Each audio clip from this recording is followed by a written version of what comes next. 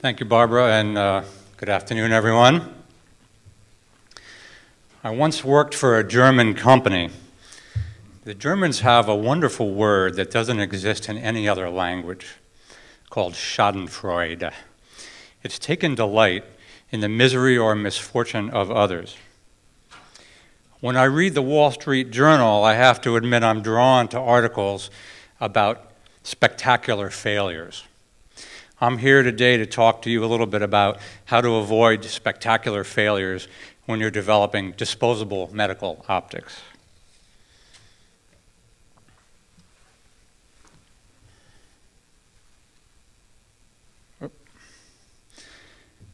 So I'll start with the concept of using the right tool for the right job. In case you can't see this cartoon clearly, it's a doctor holding up an x-ray in front of the patient, and he says, "Your x-ray showed a broken rib, but we fixed it with Photoshop." If there's a problem with an x-ray, there's a lot of ways to possible courses of action, but Photoshop therapy doesn't sound like a winning business strategy, at least from a patient outcome perspective. So we want to take the right approaches to product development. So let me define disposable medical optic.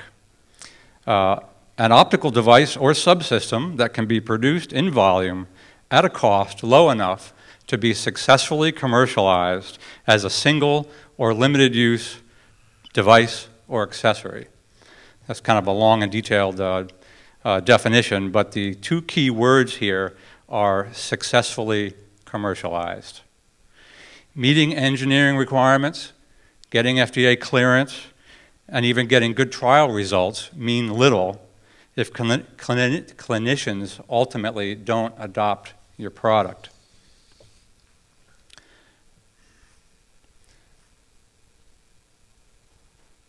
So, oh, I'm sorry, I forgot to show you that before.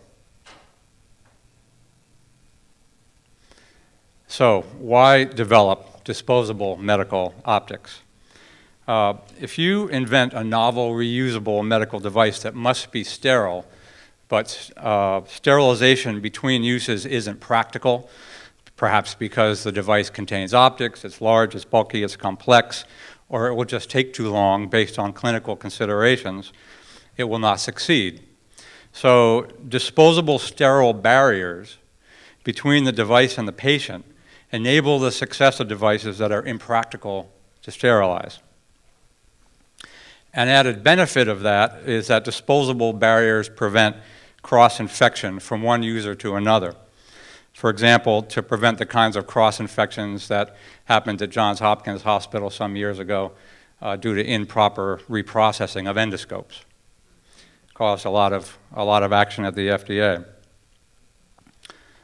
And thirdly, if a device is only used once, assuming that your manufacturing processes are in control, it is assured that the device will have new performance every time. Why not develop disposable medical optics? Even more important than why doing it. Well, making a device disposable sometimes is more difficult than making it reusable. Sounds counterintuitive, but it's sometimes true. The disposable, reusable decision must consider your short and long-term business objectives, and in particular, your risk management strategy. Second, the high margins of disposables are alluring. But if a disposable device has a higher cost per use than a reusable one, you'll be at a competitive disadvantage out of the gate. Investor demands for high margins are insufficient reason to offer disposable when it doesn't fit. And thirdly, disposables require low manufacturing cost compared to reusables. If achieving low cost compromises performance of the device, you may have early success, but long-term failure as clinicians realize the difference. Lots of examples of that. One that comes to mind is a U.S. Surgical introducing a disposable laparoscope in the days when U.S. Surgical was cranking out disposable everythings, and they were convinced that laparoscopes would be no exception, and the image quality was so poor, they got nowhere with it.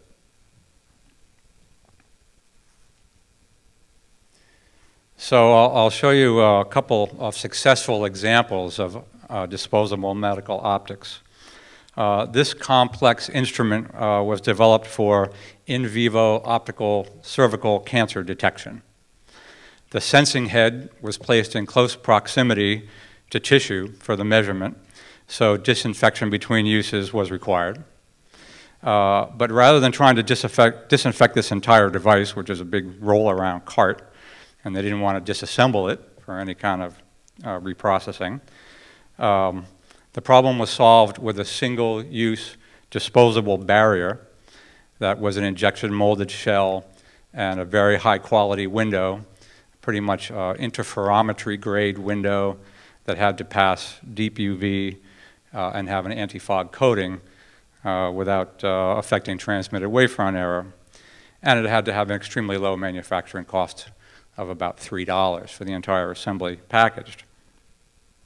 Well, we met that disposable cost, and in this particular case, there was no reusable device to compete against. Though this company ultimately failed, the product succeeded clinically and received PMA clearance. Another example is this video laryngoscope. This is actually a hybrid system for endotracheal intubation. The expensive components like the FPGA-based image processor, the display, the electronics, the batteries are placed in a reusable display. And what's below the display is a disposable single-use blade that contains a CMOS camera, multi-element injection molded plastic objective lens, white LED for illumination, flex circuit making connection up to the reusable portion, and again an anti-fog coated window so it doesn't fog up when it's inserted into the patient's throat. A key advantage of having a disposable in this case is that the anti-fog coating is new every time. An anti-fog coating on a reusable device is impractical because it tends to degrade each time you reprocess it.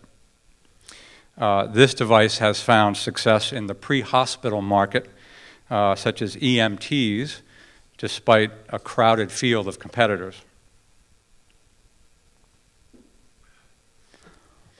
Sometimes we learn more from our failures than we do from our successes, and a lot was learned from this project.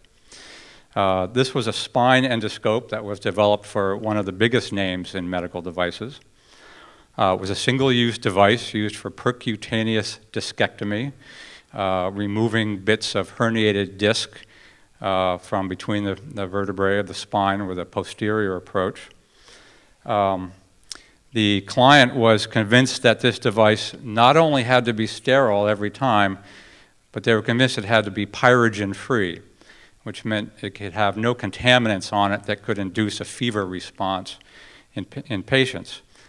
Such pyrogens can exist on reusable devices even after sterilization and proper reprocessing. All the manufacturing specifications were met for this device. The target manufacturing cost was met for this device. And then it turned out to be a spectacular failure. The reason was because the marketing was just plain wrong. The device did not have to be pyrogen-free. And to this day, I'm not sure why they were convinced it was, because many other devices in spine surgery are reused. And this $900 disposable was ultimately replaced by an autoclavable endoscope that cost $2,000 but could be used many hundreds of times with a low reprocessing cost. So they were trying to make something fit the market that just didn't fit. And by the way, the reusable device had much better image quality. So that was another reason this was a poor choice. So I'm going to try and sum up those last few slides in this chart, disposable versus reusable decision matrix. So we have attributes on the left here. And most importantly, is there really an essential clinical or business need for disposability? Which will have a shorter or lower development cost, faster FDA clearance, better fit with the business's risk management strategy, not necessarily lower cost, but lower cost per use. And as we're migrating into the era of accountable care organizations, when these ACOs are going to look at their total cost of episodic care, they're going to look at all the pieces that go into treating a patient, and disposable costs are going to come under a lot of scrutiny, which will have better performance. I have never seen a successful disposable device development program, never seen one succeed, where the end user was asked to compromise performance for the sake of disposability. That's the #1 takeaway today.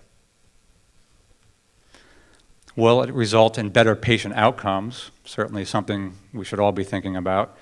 And what's the environmental impact? And not just what's going in the red bag in the OR, but what's the total life cycle environmental impact of a device from manufacturing through use, through reprocessing, through disposal.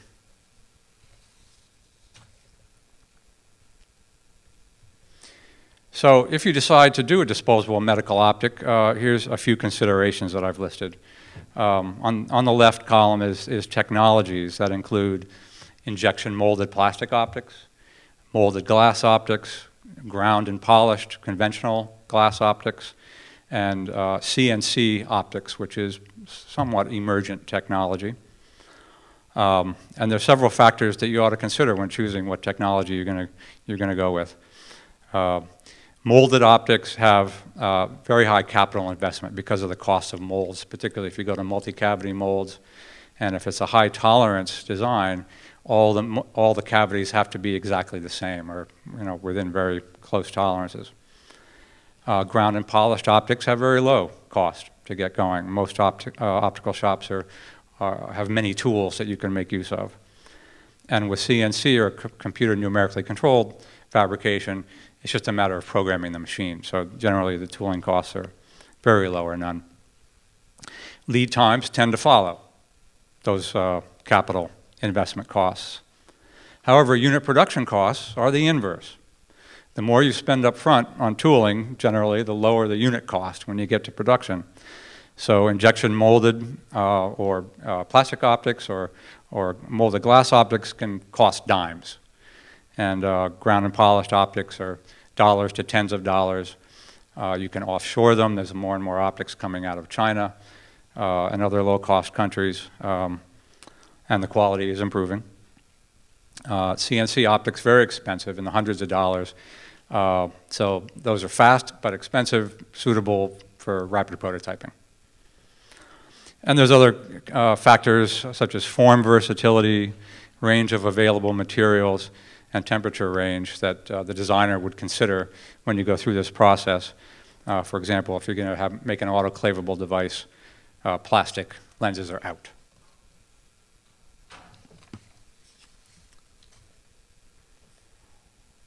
So I'm gonna close with an example of a huge success, the pill cam, developed by the Israeli company Given Imaging.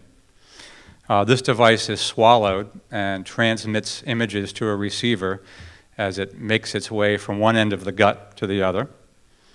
The story that I've heard about how this was invented was that an Israeli gastroenterologist was lamenting to his neighbor that he had a patient who was a persistent intestinal bleeder, and he couldn't find the bleed doing endoscopy from either end. And the neighbor, who was an engineer for the Israeli military and designed extremely small, lightweight, low-powered cameras for drones, said, "I know how to solve that problem." And they did. The two of them teamed up, and they got investment, and they came up with the pill cam, and it's just been a huge success.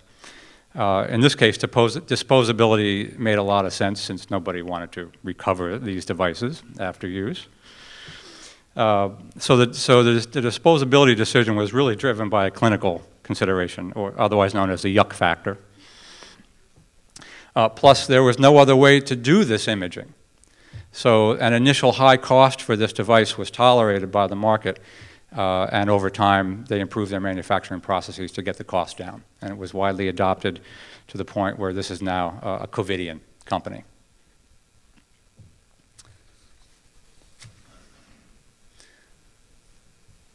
My name is Randall Chinnock. I'm CEO and founder of Optimum Technologies.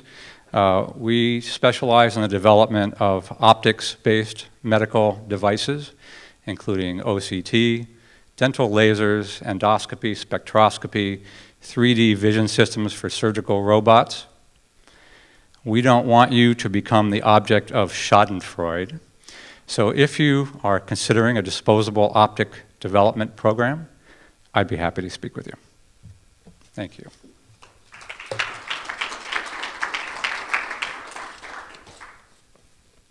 Any questions?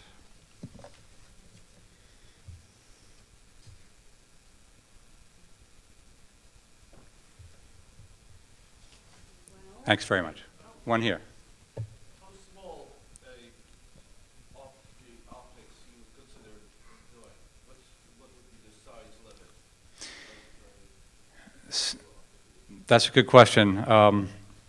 In fact, we did a whole program recently on micro-optics, and the smallest optics that are singular optics, single elements, are typically in the few hundred micron range.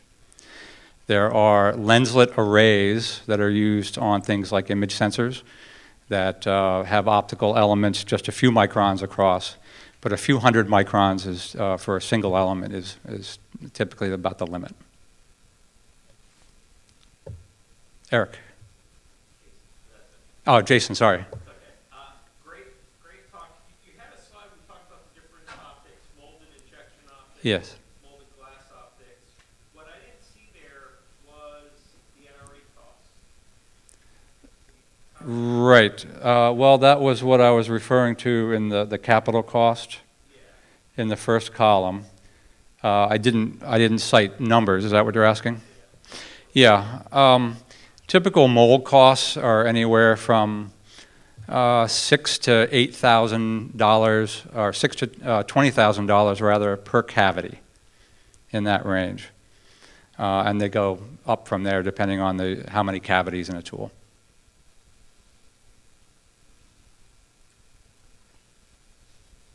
Thank you.